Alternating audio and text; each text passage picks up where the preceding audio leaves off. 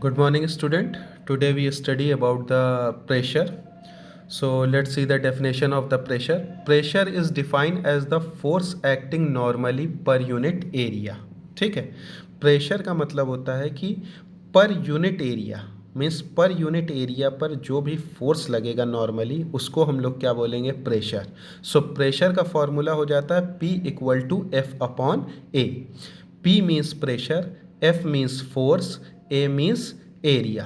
तो एक particular area में जो भी फोर्स लगेगा उसको हम लोग क्या बोलते हैं, प्रेशर बोलते हैं. That force should act normally. So normally means जब भी हम लोग कोई फोर्स किसी ऑब्जेक्ट पर लगाते हैं परपेंडिकुलर वे में, यानी कि जो फोर्स है और जो सरफेस है उसके बीच का जो एंगल है वो अगर 90 डिग्री है, ठीक है, तो उस फोर्स को हम लोग बोलेंगे नॉर्मली फोर्स. ठीक है, नॉर्मल का मीन्स होता है परपेंडिकुलर, मतलब कि making an angle of 90 degree. ठीक है, सो प्रेशर का मतलब हो गया कि P equal to F upon A, यानी कि एक पर्टिकुलर एरिया में जो भी हम फोर्स लगाएंगे वो फोर्स क्या कहलाएगा, प्रेशर कहलाएगा. अब हम लोग यहाँ पर एसआई यूनिट ऑफ प्रेशर देख लें तो P equal to F upon A. F means force, force की यूनिट क्या होती है, न्यूटन होती है. ए मीन्स एरिया, एरिया की यूनिट क्या होती है, मीटर स्क्वायर होती है. तो बेसिकली प्रेशर की जो यूनिट हो गई वो क्या हो गई, न्यूटन पर मीटर स्क्वायर हो गई. इसी यूनिट को पास्कल बोलते हैं जो कि साइंटिस्ट का नेम है. ये यूनिट जो नेम है दिया गया है वो साइंटिस्ट के नेम पर भी दिया गया है जिसको कि हम लोग पास्कल बोलते हैं. ठीक है, एग्जाम्पल यहाँ पर देख लें. एग्जाम्पल है कि sharp knife cut easily in comparison with a blunt one. ठीक है, क्यों, क्योंकि शार्प नाइफ जो है वो ईजिली कट कर लेती है, ब्लंट नाइफ ईजिली नहीं कट कर पाती. इसका रीज़न क्या है, इसका रीज़न ये है कि P equal to F upon A means pressure और एरिया, इन दोनों में क्या रिलेशनशिप है, इन दोनों में रिलेशनशिप है इन्वर्सली प्रोपोर्शनल. क्या रिलेशनशिप है, इन्वर्सली प्रोपोर्शनल. कैसे पता चला, प्रेशर जो है वो ऊपर है और एरिया क्या है, नीचे है. ठीक है, या अगर और क्लियर करना है तो हम लोग देख लें, अगर प्रेशर के नीचे कुछ नहीं है तो हम लोग क्या लिख सकते हैं, P upon one equal to F upon A. तो प्रेशर कहाँ है, ऊपर है और एरिया क्या है, नीचे आ रहा है. तो यानी कि इन दोनों के बीच की जो रिलेशनशिप है वो इन्वर्स रिलेशनशिप है.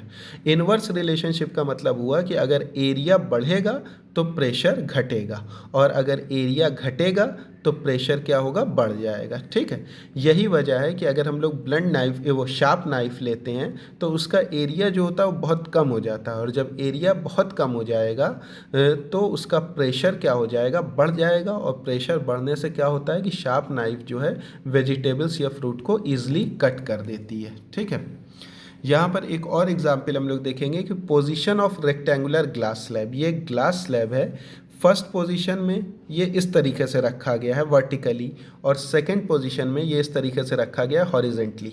दोनों ग्लास स्लैब सेम है, दोनों का वेट या दोनों का फोर्स जो है वो सेम है, बट रखने का जो ढंग है वो अलग अलग है. यहाँ पर वर्टिकली रखा गया है, यहाँ पर हॉरिजेंटली रखा गया है.